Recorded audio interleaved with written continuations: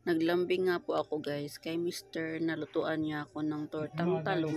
Agad-agad bumili naman siya at pagka-uwi nagluto agad siya ng tortang talong. Pagkatapos niyan guys ay umalis kami. Kami? Pagkatapos siya magluto. Walang traffic ngayon. Ng tortang talong. At umalis nga po kami at bumili kami ng saan pala kami niyan? Pumunta ka pala kami ng Southville. Sabi ko sa kanya, ikaw na lang ang mag-drive kasi maulan. Pag maulan kasi guys, yung break ng e-bike. Magamit mo. Opo. Ayun, ano yan dyan? Pagbalay kita?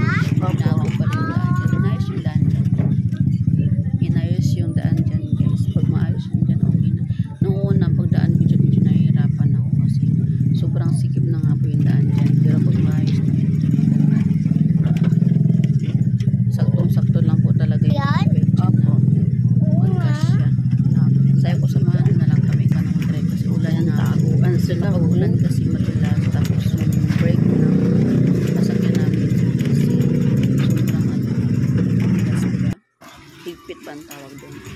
Kaya at may siyempre kasi nakasama lagi yan sa bulinggit na yan. At may pagkakanta pa yan. Doon si school eh.